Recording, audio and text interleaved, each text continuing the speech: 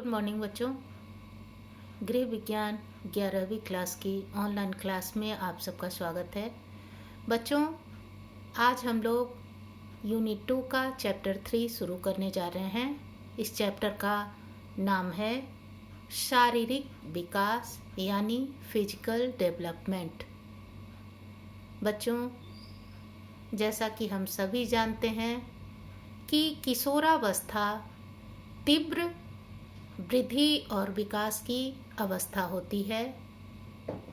यह अवस्था बाल्यावस्था और वयस्क अवस्था के बीच में आती है, इसलिए इसे इन दोनों अवस्थाओं यानी बाल्यावस्था और वयस्क अवस्था के बीच की कड़ी भी कहते हैं। चूँकि इस अवस्था में शरीर में तीव्र वृद्धि और विकास होता है, शरीर के अंदर अंतःस्रावी ग्रंथियों से जो हार्मोन्स निकलते हैं उनकी सक्रियता बढ़ जाती है, जिसके कारण इस अवस्था के कुछ अपने गुण दिखाई पड़ने लगते हैं। आज हम उन्हीं गुणों की चर्चा करेंगे। इन गुणों में सबसे पहला गुण है किशोरावस्था में किशोर की स्थिति अस्पष्ट होती है। क्या है पहला गुण? किशोरावस्था में किशोर की अवस्था अस्पष्ट होती है। यह बिल्कुल सत्य है, क्योंकि इस अवस्था में चूंकि एक बालक अथवा बालिका बाल्यावस्था में किशोरावस्था में प्रवेश करता है और इस अवस्था में उसके शरीर में इतनी तेजी से वृद्धि और विकास होता है कि वह अपनी स्थिति को लेकर बहुत ही असमंजस की स्थिति में होता है।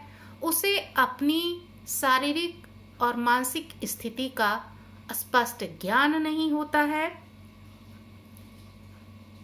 इस अवस्था में एक किशोर ना तो पूरी तरह वयस्क होता है और ना ही बालक। चूंकि यह अवस्था दोनों अवस्थाओं के बीच की अवस्था है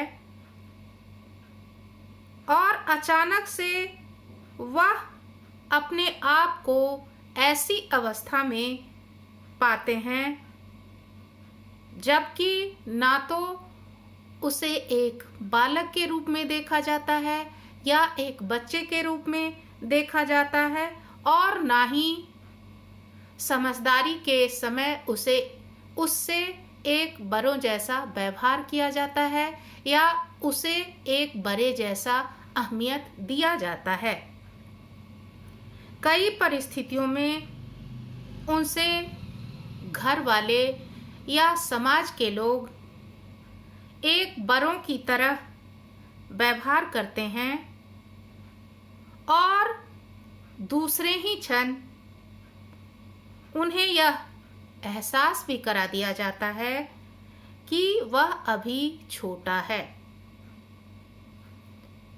इसलिए इन दो असामान्य स्थितियों में वह अपनी स्थिति को लेकर स्पष्ट नहीं हो पाता है।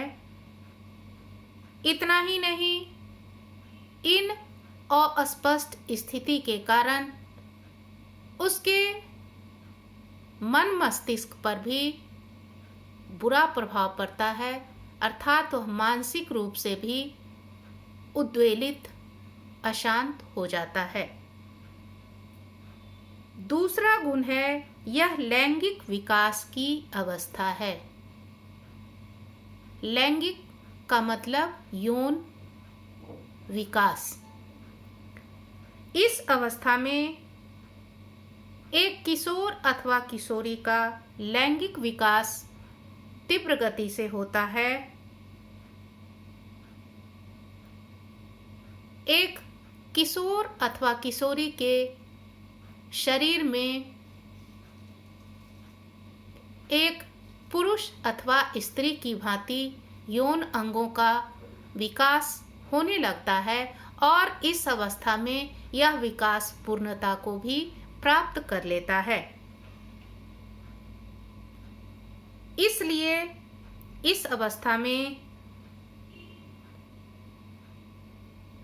किशोर अथवा किशोरी अपने आप को विषम लिंगीय अवस्था में पाते हैं, अर्थात इससे पहले वे बाल्यावस्था में रहते हैं और लिंग को लेकर उनके अंदर कोई मतभेद नहीं होता, अर्थात वे अपने आप को समलिंगीय पाते हैं। लेकिन जैसे ही वो किशोरावस्था में आते हैं, यौन परिवर्तन के कारण वे अपने आप को विषम लिंगीय समझने लगते हैं और एक दूसरे के प्रति उनके अंदर आकर्षण की भावना भी बढ़ जाती है। इस अवस्था में काम संबंधी हार्मोन्स, लिंग संबंधी हार्मोन्स का स्राव होने लगता है।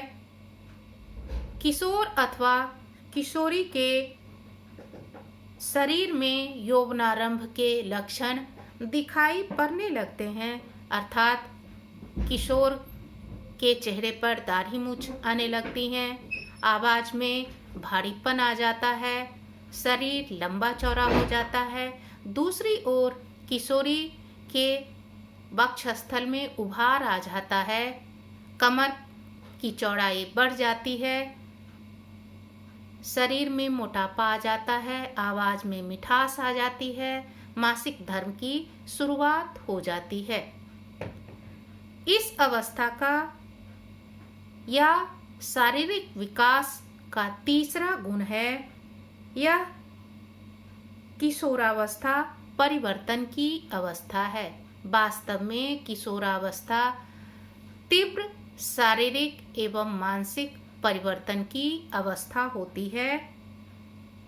यह वह अवस्था होती है जब एक किशोर के अंदर नई आदतें, नए दृष्टिकोण, नए जीवन मूल्य का निर्माण होता है और ये सारे परिवर्तन उसके शारीरिक विकास पर निर्भर करता है।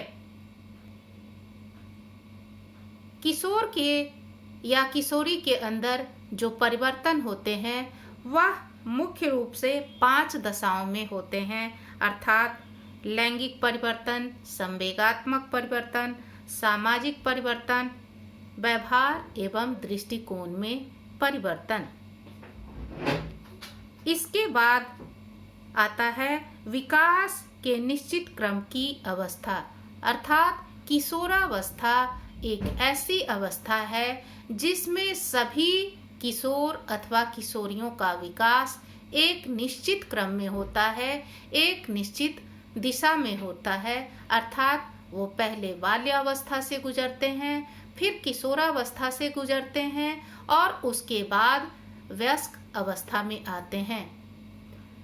किशोरावस्था में भी पहले बालक प्रारंभिक किशोरावस्था में आते हैं, फिर मध्य किशोरावस्था में आते हैं और उसके बाद उत्तर किशोरावस्था में आते हैं। यह वह अवस्था होती है जिसमें प्रत्येक किशोर अथवा किशोरी के अंदर आकुलता, असुरक्षा, चिंता और संवेगात्मक रूप से अस्थिरता देखने को मिलती है और ऐसा उनके शरीर में होने वाले अचानक से और तीव्र परिवर्तन के कारण होता है। लेकिन जैसे जैसे वे उत्तर किशोरा अवस्था में प्रवेश करते हैं, वह मानसिक रूप से, संवेगात्मक रूप से स्थिर हो जाते हैं। उनके अंदर यह समझ आ जाती है, अर्थात या उन्हें यह ज्ञान हो जाता है कि यह परिवर्तन निश्चित है और यह परिवर्तन उनके लिए आवश्यक भी है। इससे घबराने की या डरने की कोई ज़रूरत नहीं है।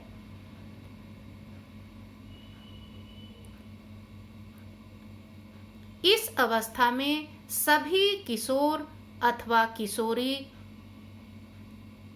विकास के अंतिम चरण में पहुंचते हैं। यद्यपि अपवाद स्वरूप कुछ किशोर समय से पूर्व किशोरावस्था में प्रवेश कर जाते हैं, कुछ किशोर समय पर किशोरावस्था में प्रवेश करते हैं और कुछ किशोर अथवा किशोरी किन्हीं कारणों से किशोरावस्था में बाद में प्रवेश करते हैं या उनके अंदर किशोरावस्था के लक्षण बाद में दिखाई पड़ते हैं। इसके बाद किशोरावस्था संवेगात्मक अस्थिरता की स्थिति है। बच्चों, किशोरावस्था का यह सबसे महत्वपूर्ण गुण है। इस अवस्था में एक किशोर अथवा किशोरी के शरीर में तीव्र गति से परिवर्तन होते हैं। वह इससे पूर्व बाल्यावस्था में होते हैं और अचानक से किशोरावस्था में आ जाते हैं, जिसमें बहुत सारे परिवर्तन होते हैं और इन परिवर्तनों का उनके मन मस्तिष्क पर गहरा प्रभाव पड़ता है, जिसके कारण वे संवेगात्मक रूप से उद्वेलित, अशांत हो जाते हैं। उनके मन के अंदर अकुलाहट, अपने इन परिवर्तनों को लेकर अकुलाहट होने लगती है। यदि इस अवस्था में किशोर अथवा किशोरी के शरीर में होने वाले इन परिवर्तनों के बारे में सही जानकारी ना दी जाए तो कभी कभी दोनों अवसादग्रस्त भी हो जाते हैं और इसका उनके मानसिक स्वास्थ्य पर भी बुरा प्रभाव पड़ता है। संवेगात्मक अस्थिरता या उद्वेलितता की अवस्था प्रारंभिक किशोरावस्था में अधिक देखने को मिलती है, क्योंकि यह अवस्था होती है जब एक किशोर बाल्यावस्था से किशोरावस्था में प्रवेश करता है और इस अवस्था में उसका विकास तीव्र गति से होता है। इसके बाद किशोरावस्था विकसित सामाजिकता की अवस्था है। यह भी किशोरावस्था का एक महत्वपूर्ण गुण है। इससे पहले एक किशोर अथवा किशोरी बालक होते हैं, उनका ना तो कोई समाज होता है, उनके सामाजिकता का दायरा उनका घर परिवार, उनके माता पिता, उनके भाई बहन होते हैं। लेकिन जब वे किशोरावस्था में प्रवेश करते हैं तो उनके समाज का दायरा बढ़ जाता है। एक किशोर अथवा किशोरी समाज के प्रति, अपने कर्तव्य और उत्तरदायित्व के प्रति सचेत हो जाते हैं। वे सामाजिक संबंधों को समझने लगते हैं और उसके महत्व को स्वीकारते हैं। किशोरावस्था में वह वयस्क के समाज और उसके नियम एवं जीवन में समाज के महत्व को भी समझने लगते हैं। इसके बाद किशोरावस्था आदर्शवाद की अवस्था है। बच्चों, किशोरावस्था का यह एक महत्वपूर्ण गुण होता है। इस अवस्था में एक किशोर अथवा किशोरी का अपना एक आदर्श होता है। वह अपने लिए एक आदर्श का निर्धारण करते हैं और अपने व्यक्तित्व को उस आदर्श के अनुरूप ढालने का प्रयास करते हैं। आप में से बहुत से बच्चे ऐसे होंगे जिनमें से किसी को कोई फिल्मी हस्ती अच्छी लगती हो, किसी को कोई राजनेता अच्छे लगते हों, किसी को कोई महिला राजनेता अच्छा लगते हों और वे अपने आप को उनके अनुरूप बनाना चाहते हैं। यही सही मायने में युवाओं का एक आदर्श होता है। पहले वह अन्य व्यक्तियों के प्रभाव से अपने आदर्श चुनते हैं, परंतु जब वे मध्य किशोरावस्था में आते हैं तो अपने लिए स्वयं से एक आदर्श का चयन करते हैं और अपने संपूर्ण व्यक्तित्व को उस आदर्श के अनुरूप ढालने का प्रयास करते हैं। यह आदर्श उनके पहनावा ओढ़ावा, चाल चलन, बोल चाल, बात व्यवहार, रहन सहन का तरीका, इन सब बातों में परिलक्षित होता है।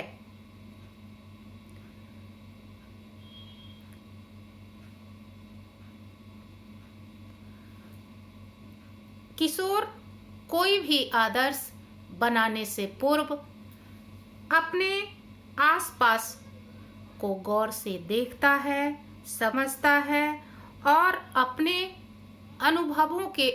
उन अनुभवों के आधार पर ही अपने लिए एक आदर्श का निर्माण करता है या अपने लिए एक आदर्श का चयन करता है। इसके बाद यह बहुत सी समस्याओं का अवस्था है।